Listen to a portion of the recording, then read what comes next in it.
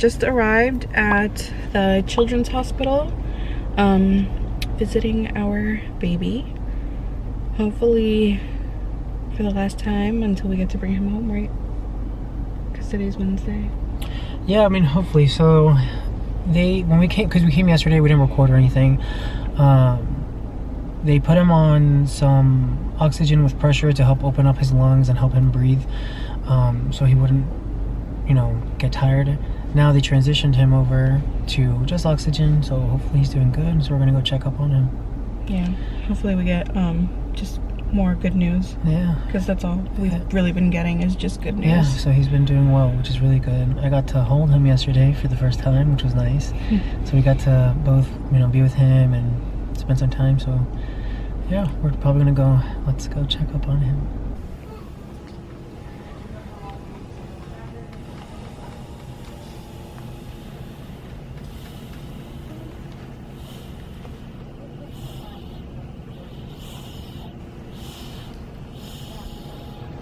Baby boy's sleeping. So it looks like they took him off of this machine was a CPAP, pushing the pressure in air. Looks like he's only on oxygen, I believe, but we just have to wait for the nurse to come in and kind of explain, you know, what's going on, any updates with him. But he looks good so far. So we got baby boy over here. We're able to hold him a little more today. Claudia was able to breastfeed. I didn't record that part, but yeah, they said he's doing a lot better, which is really, really good. He's on some oxygen. He has a little pacifier on right now. Hello. Hang on, it's okay. It's okay, buddy. Hey, so we got a little someone that you guys haven't.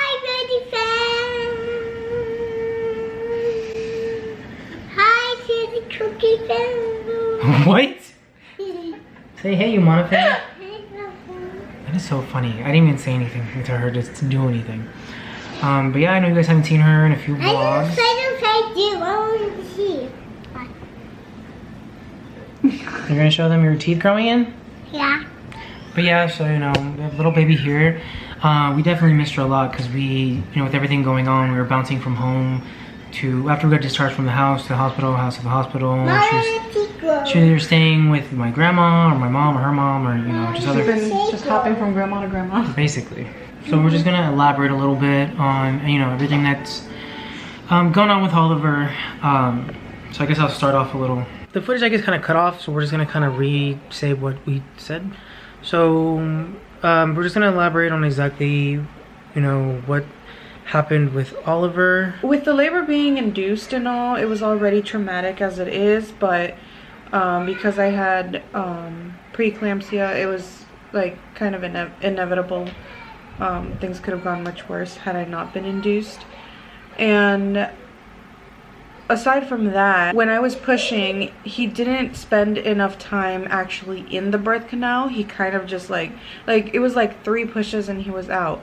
So basically what happens is that all the fluid that's in his body, because when they're in the uterus, they're not using their lungs to breathe.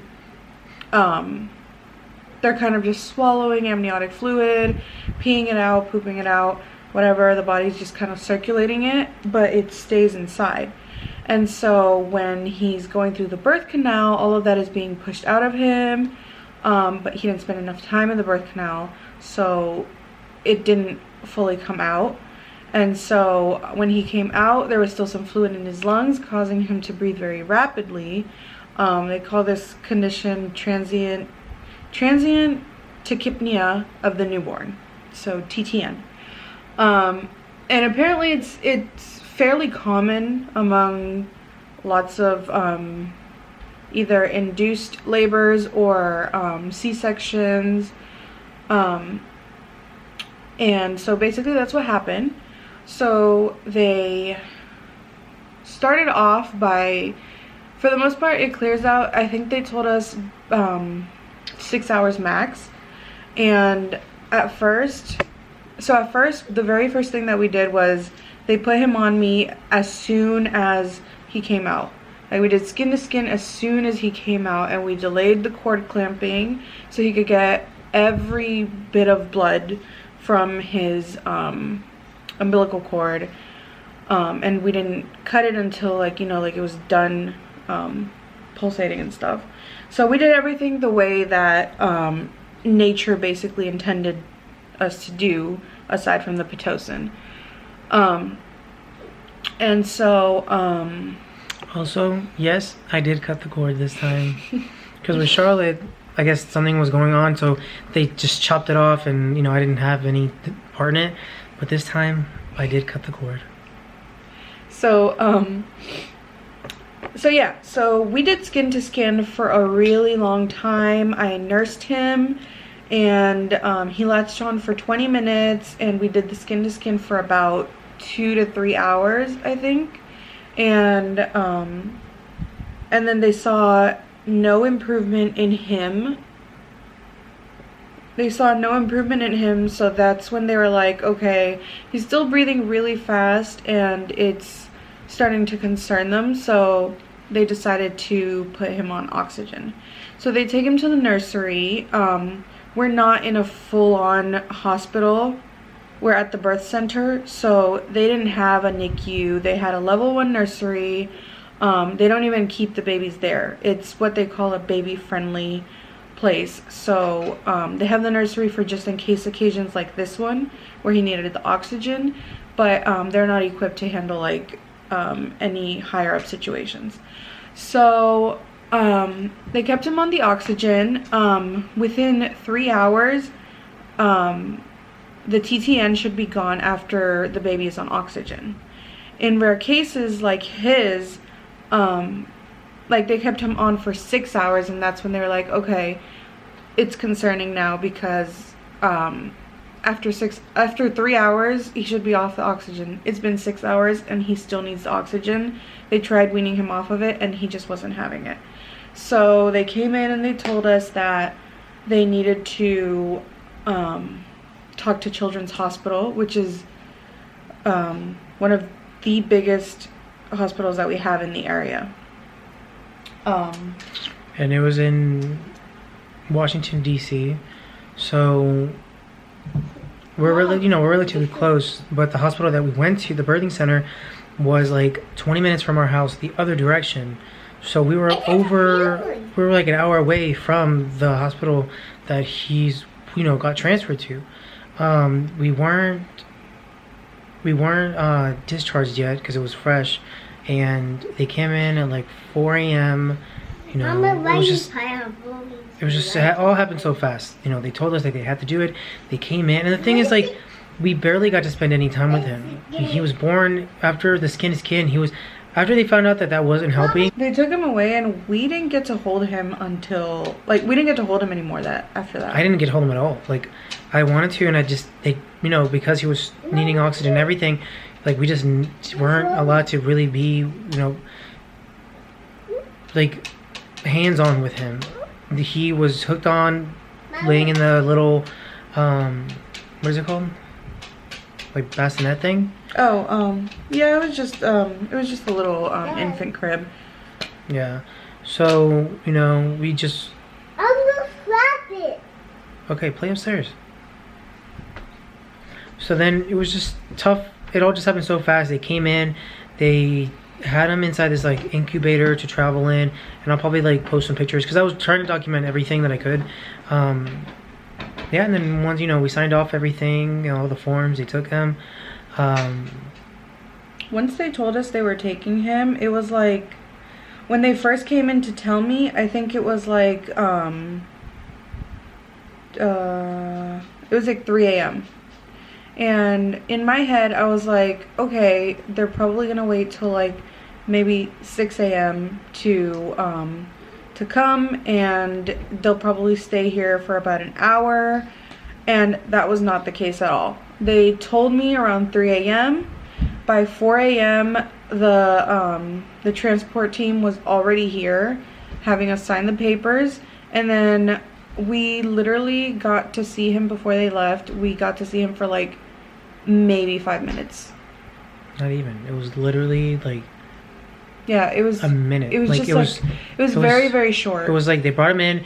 We saw him, saw that he was strapped in, and then they were like, "All right, well, we gotta go." Like it was like max 2 minutes, a minute and a half. Like it was not long at all. Yeah. And when he left, like we literally, like both of us, we just started bawling.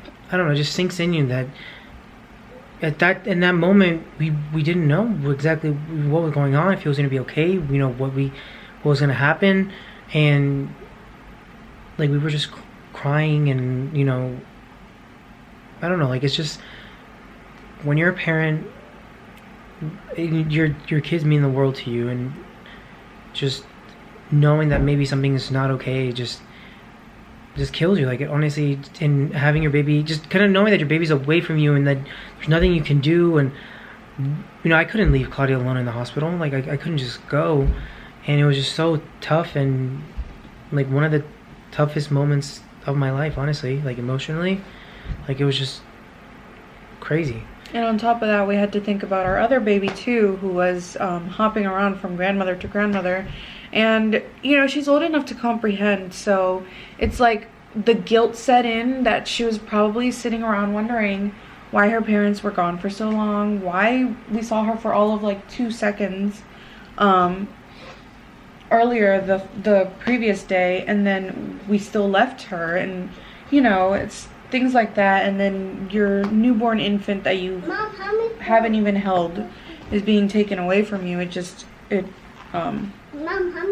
sucks. And everything was just it didn't go according to plan. We didn't get to do his going home outfit.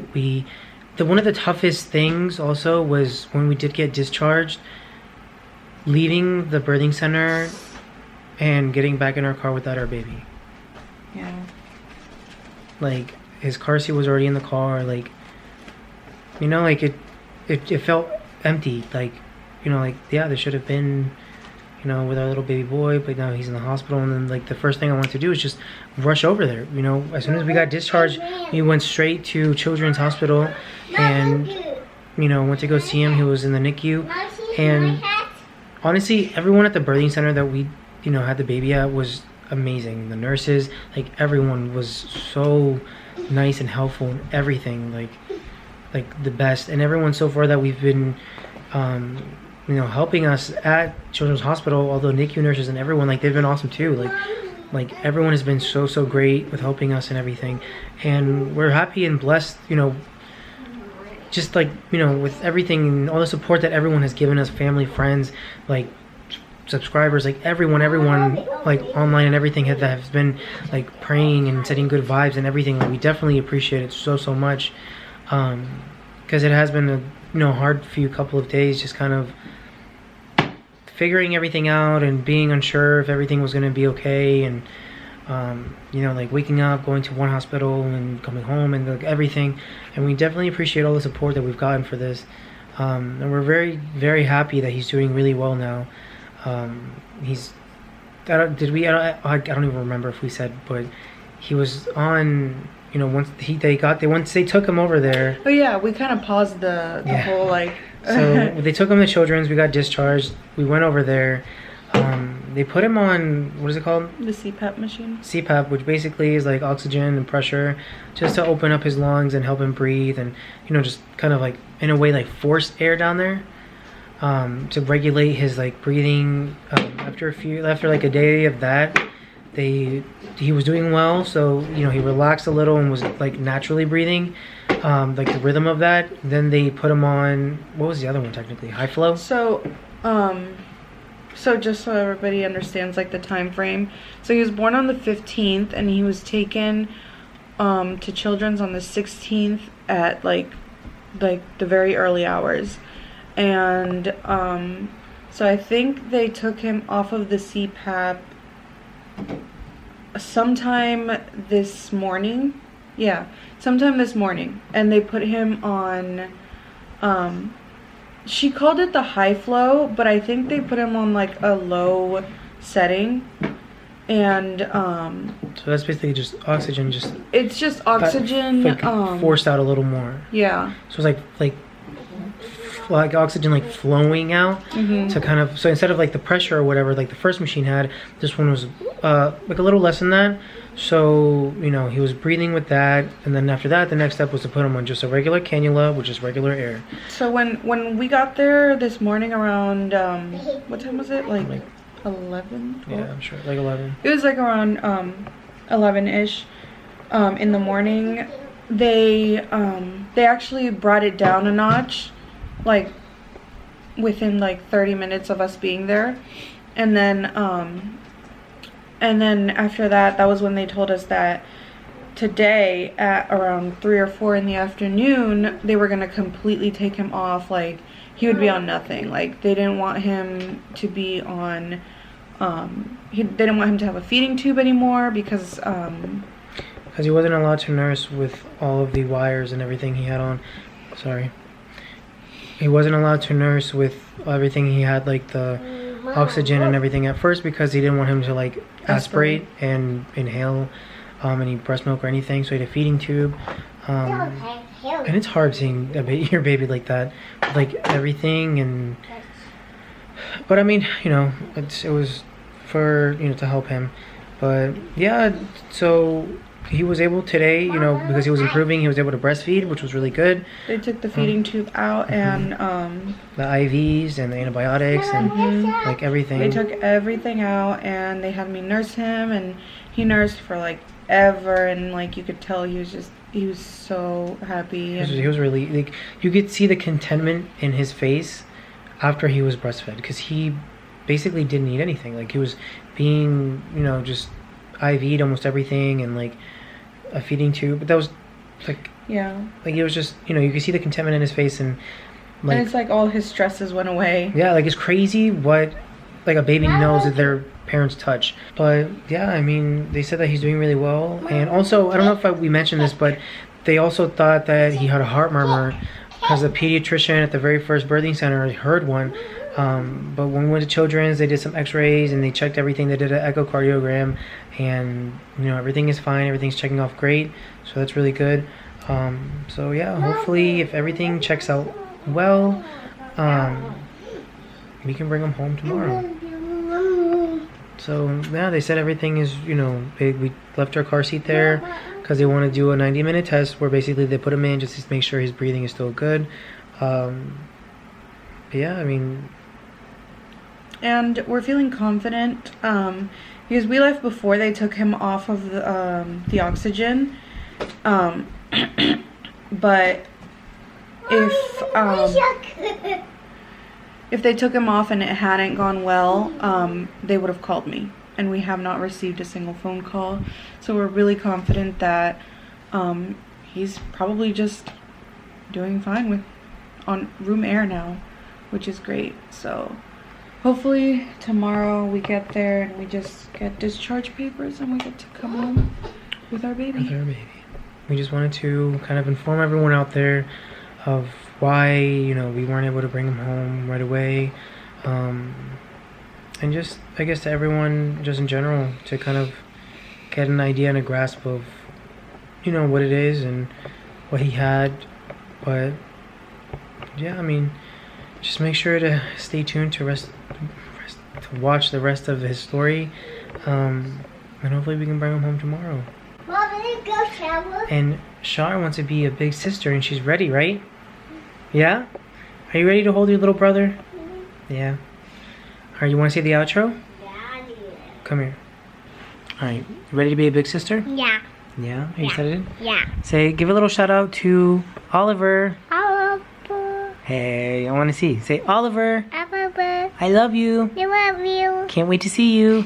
See you. Why are you doing your nose like that? Looks weird. Alright, now say, thank you for watching. We're watching. Make sure to subscribe, 5 thumbs up, and like a video. good job. And I love you. yeah. All right, now say bye-bye. Bye-bye. Mwah. Okay, we get it. You get your teeth. All right, high five. Give him a high five. Woo!